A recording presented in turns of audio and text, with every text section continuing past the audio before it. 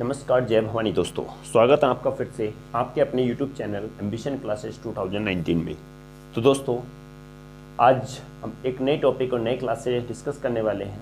ये टॉपिक होने वाला है क्लास 12 से और चैप्टर होगा बायोमोलिक्यूल्स और टॉपिक रहने वाला है प्रोटीन्स।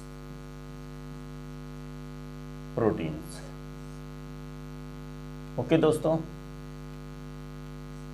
तो आज हम बात करेंगे प्रोटीन्स के बारे में। प्रोटीन्स एक्चुअली में होता क्या है, क्योंकि बहुत ही ज़्यादा इंपॉर्टेंट टॉपिक्स है प्रोटीन्स, और ये एक अपने आप में एक इम्पोर्टेंट रोल प्ले करता है एग्जाम में। तो दोस्तों, बिना देर किए, बिना टाइम गवाए हम स्टार्ट करते हैं अपना ये टॉपिक्स। तो सबसे पहले दोस्तों बात करेंगे कि प्रोटीन्स होता क्या है। Actually what do you mean by proteins, how can you define the protein, how can you explain the protein. First of all, proteins what?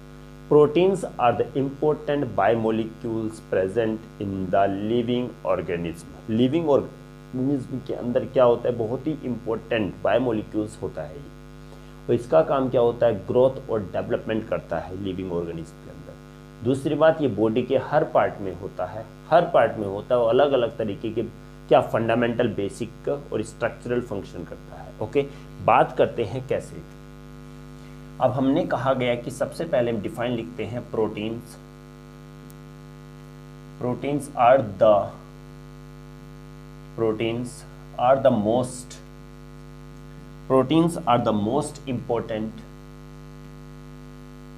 important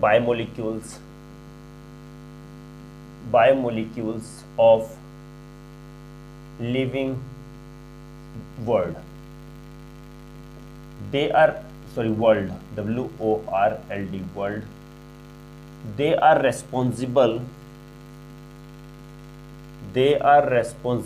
for growth. They are responsible for growth and development. They are responsible for growth and development of the living body. Is it clear? ये बहुत ही ज़्यादा important होता है living body के लिए, क्योंकि living body में क्या करता है, इसका मेन फंक्शन होता है ग्रोथ और डेवलपमेंट का, और मसल्स के रिपेयरमेंट में भी इसका यूज होता है। Means they are present in every part of the body and performs a fundamental basic and performs a fundamental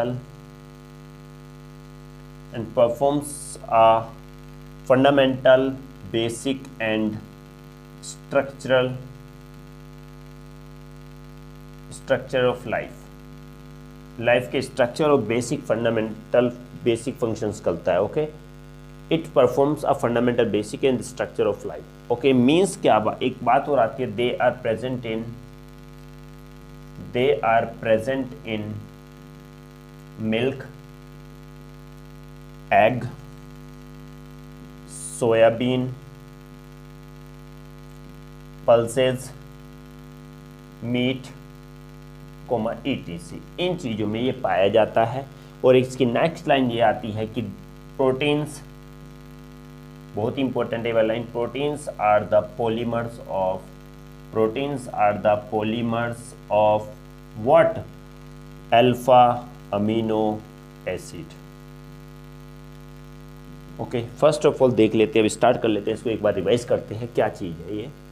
proteins actually में क्या होता है, मोस्ट इंपॉर्टेंट बायोमोलिक्यूल्स है लिविंग वर्ल्ड का। लिविंग थिंग के अंदर ये बहुत ही इंपॉर्टेंट बायोमोलिक्यूल होता है, जो क्या किसके लिए रेस्पॉन्सिबल होता है, ग्रोथ एंड डेवलपमेंट के लिए रेस्पॉन्सिबल होता है। ओके, सेकंड बात आती है, they are present in every part of the body, और बॉडी के हर पार्ट में होता है ये नहीं कि कहीं सिर्फ हाथ में, हैंड में होगा या सिर्फ लेग्स में होगा, नहीं, पूरी फुल बॉडी पार्ट्स में होता है। And performs a fundamental basic and structure of life, और लाइफ के स्ट्रक्चर और बेसिक फंडामेंटल ये फंक्शन करता है, अलग अलग तरीके फंक्शन करता है। Okay, they are present. अब बात आती है कौन सा फूड का है, किस में होगा ये, तो मिल्क में होता है, एग में होता है, सोयाबीन में होता है, पल्सेस में होता है, मीट वगैरह में होता है, बहुत सारे फूड होते हैं, इसमें सब में होता है। ओके, काफ़ी सारे फूड में होता है ये। प्रोटीन्स क्या होता है, proteins are the polymers of alpha amino acids. Actually बात क्या आती है कि प्रोटीन्स जो होते हैं वो किसके पॉलीमर्स होते हैं, अल्फा अमीनो एसिड के पॉलीमर्स होते हैं। मीन्स काफ़ी सारे अल्फा अमीनो एसिड एक साथ जब जुड़ते हैं तो क्या बनता है, प्रोटीन्स बनता है। तो दोस्तों आप इसका स्क्रीनशॉट भी ले सकते हैं। ओके, बात करते हैं अब बात आती है अल्फा अमीनो एसिड की। तो अल्फा अमीनो एसिड होता क्या है, ये वो क्या होता है अमीनो एसिड। तो अल्फा तो बात की बात है, पर पहले देखेंगे अमीनो एसिड क्या होता है। First of all the amino acids means amino acids are those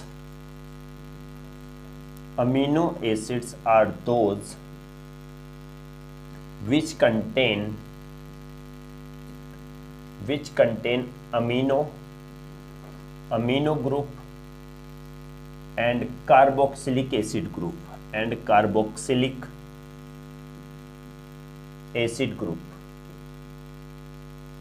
is it clear. बात आती है क्या कि अमीनो ग्रुप्स क्या होता है, कि इसमें क्या होता है, अमीनो ग्रुप्स क्या होता है, एक तो अमीनो ग्रुप होता है और उसमें दूसरी बात क्या होती है, कार्बोक्सिलिक एसिड होता है।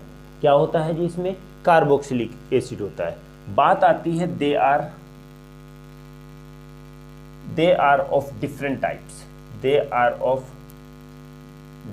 टाइप्स सच एज अल्फा होता है, बीटा होता है, गामा होता है, डेल्टा होता है एंड सो ऑन। वो बहुत तरीके के होते हैं विच डिपेंडिंग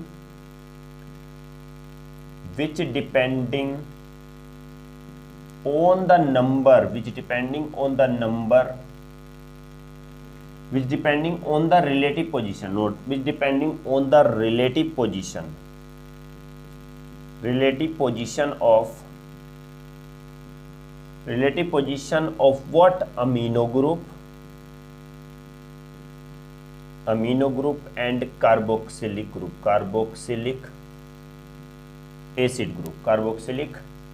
acid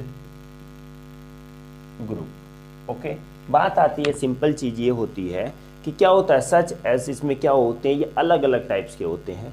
ओके, ये अलग अलग टाइप्स के होंगे, जैसे कि alpha, beta, gamma, delta and so on. ये किस पर डिपेंड करता है टाइप्स, ये डिपेंड करता है कि इसमें रिलेटिव पोजीशन क्या होगी। जैसे क्या होती है अमीनो ग्रुप और कार्बोक्सिलिक एसिड, जबकि इनकी रिलेटिव पोजीशन जब इनकी डिफरेंट होती रहेगी इनकी पोजीशन, तो इनके भी टाइप्स भी अलग अलग होते हैं। ओनली बात एक और आती है, only alpha amino acid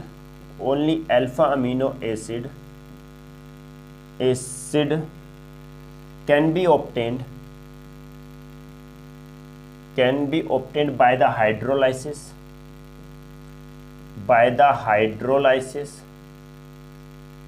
of proteins। एक चीज ये और ध्यान रख लो कि इसमें क्या होता है कि इसमें अल्फा अमीनो एसिड ही क्या होता है, अगर हम प्रोटीन का हाइड्रोलाइसिस करते हैं सिर्फ हमें कौन ही ऑब्टेंड होता है, अल्फा अमीनो एसिड ही हमें मिलता है।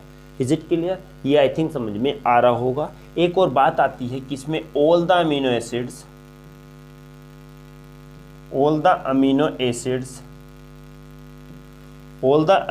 Acids are trivial, TRIVIAL। Trivial का वर्ड नया मतलब आ गया कि ट्रिवियल होता है क्या है। अब ट्रिवियल की बात आती है। ओके, ट्रिवियल का मतलब होता है कि all the amino acid trivial, जैसे कि किसी का हमने लिखा IUPAC नेम है, ठीक है, IUPAC नेम हो गया या फिर किसी का कॉमन नेम हो गया या कॉमर्शियल नेम हो गया, तो इनको अलग अलग नाम से नहीं जाना जाता, इनका एक ही नाम होता है और इसका वजह से नाम है। जैसे एग्जाम्पल टायरोसिन, ग्लाइसिन, ETC। अब जैसे ये एग्जाम्पल है, टायरोसिन है, ग्लाइसिन है, तो इनका कोई IUPAC नेम नहीं होगा, कोई इनका कॉमन नेम नहीं होगा, ये इसी नाम से जाने जाते हैं। ये तीनों नाम का सिर्फ एक ही नाम होता है, तो जितने भी अमीनो एसिड्स होते हैं सब एक ही नाम से जाने जाते हैं। ओके, आई थिंक दोस्तों ये समझ में आ रहा होगा। अब मीन्स क्या होती है, अब देखो ये सिंपल क्या होता है, एक बार हम रिवाइज कर लेते हैं अमीनो एसिड्स को। Amino acids are those which contain amino groups. Okay, इसमें क्या होता है, अमीनो ग्रुप होता है और कार्बोक्सिलिक एसिड ग्रुप होता है। Okay, they are of different type, ये अलग अलग टाइप्स के होते हैं, alpha, beta, gamma, delta and so on, काफ़ी तरीके के। किस पर डिपेंड करेगा, ये डिपेंड करेगा रिलेटिव पोजीशन पर, अमीनो ग्रुप और कार्बोक्सिलिक एसिड की रिलेटिव पोजीशन पर डिपेंड करता है। बात आती है ओनली अल्फा अमीनो एसिड क्या होता है। अगर हम प्रोटीन का हाइड्रोलाइसिस करते हैं तो सिर्फ हमें कौन ऑब्टेंड होता है, अल्फा अमीनो एसिड ही मिलता है, बाकी और दूसरे नहीं मिलते। All the amino acids are trivial, सबके सब ट्रिवियल होते हैं। एग्जांपल क्या आता है, टायरोसिन आ गया, ग्लाइसिन आ गया और ये चीज़ें आ गई। ओके, तो ये अमीनो एसिड के बारे में था। चाहो तो आप स्क्रीनशॉट ले सकते हो। ओके, तो दोस्तों नेक्स्ट बात आती है हमारी इसमें classification. Classification on the basis of, ये तो रिलेटिव पोजीशन का था, अब आता है on the basis of nature. Classification of amino acid, classification of amino acid on the basis of nature के बेसिस पर, means on the basis of nature,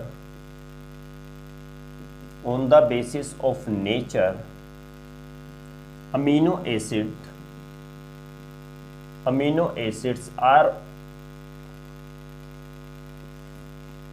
acids can be classified into acidic, neutral and basic depends on the number of amino group and carboxylic acid group। दोस्तों अब simple से ये चीज़, अब देखो class 10th में हम लोगों ने पढ़ा भी होगा कि क्या होता है कि अगर वो कोई भी चीज़ है, कोई भी सॉल्यूशन है, एसिड है, बेस भी है और एक न्यूट्रल भी है, हमने 10th क्लास में ये पढ़ के आए हैं। ठीक है, तो एसिड में क्या होता है कि हमने कहा हाइड्रोजन भी होता है, हाइड्रोक्साइड भी होता है, बेस में भी हाइड्रोजन भी होता है, हाइड्रोक्साइड भी होता है, उसी तरीके न्यूट्रल में हाइड्रोजन भी होता है और हाइड्रोक्साइड भी होता है। अब हम कहेंगे जब तीनों में ही हाइड्रोजन हाइड्रोक्साइड है तो फिर एसिड बेस सोल्ट क्या हो, एसिड बेस और न्यूट्रल क्या हो गया। तो बात आती है बेटा, जब हाइड्रोजन क्या होता है, मैक्सिमम होगा, हाइड्रोजन मैक्सिमम होगा और ये क्या होगा, मिनिमम होगा। हाइड्रोजन ज़्यादा होगा, हाइड्रोक्साइड कम होगा, तो ये कैसा नेचर शो करेगा, एसिडिक। ध्यान रखो 10th क्लास में हम पढ़ के आए हैं। बात आती है हाइड्रोजन, अगर हाइड्रोजन मिनिमम होगा और हाइड्रोक्साइड मैक्सिमम होगा तो क्या होगा, वो होगा बेस। क्लियर। बात आती है न्यूट्रल की, तो जब दोनों क्या होते हैं, इक्वल होते हैं, क्या होते हैं, दोनों इक्वल होते हैं, तो वो क्या होता है, न्यूट्रल होता है। अब बात करते हैं अमीनो एसिड की, तो अभी अमीनो एसिड में हमने पढ़ा, अमीनो एसिड की बात करते हैं तो इसमें क्या होता है, एक तो अमीनो ग्रुप होता है और सेकंड क्या होता है, कार्बोक्सिलिक ग्रुप होता है, कार्बोक्सिलिक एसिड ग्रुप होता है। तो एसिड का मतलब है इसमें क्या होंगे, हाइड्रोजन होंगे, और अमीनो ग्रुप में मान लो क्या होंगे, ये बेसिक है तो ये क्या होगा, हाइड्रोक्साइड होगा। ओके, ये बेसिक होता है, ये एसिडिक होता है। बात करेंगे अब, हमने कहा एसिडिक कौन सा होगा, एसिडिक अमीनो एसिड वो होते हैं जिसमें कार्बोक्सिलिक एसिड ग्रुप ज़्यादा होते हैं, अमीनो ग्रुप कम होते हैं। समझ में आई ना। हाँ, हमने कहा गया कि अमीनो ग्रुप अगर कम होंगे, कार्बोक्सिलिक एसिड ज़्यादा होंगे तो ये एसिडिक होगा, और अमीनो ज़्यादा होंगे, कार्बोक्सिलिक कम होंगे तो क्या होगा, बेसिक होगा, और दोनों इक्वल होंगे तो न्यूट्रल होगा। यस, वेरी गुड, समझ में, माइंड को अपडेट करते रहो। ओके, तो बात करेंगे अब यहाँ पर इसकी डिफाइन की, means if the carboxylic acid group, if the carboxylic acid group is maximum, first of all maximum, and amino group is minimum, then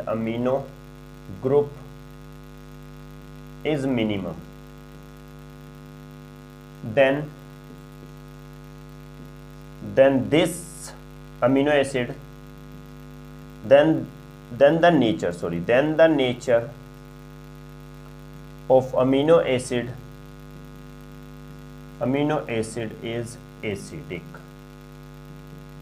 ठीक है, अमीनो एसिड का अगर क्या होगा, अमीनो एसिड ग्रुप मैक्सिमम है और सॉरी कार्बोक्सिलिक मैक्सिमम है, amino कम है, तो एसिड क्या होगा, ये क्या होगा नेचर इसका, एसिडिक होगा। Second this one is the this one, if the carboxylic acid group is minimum and amino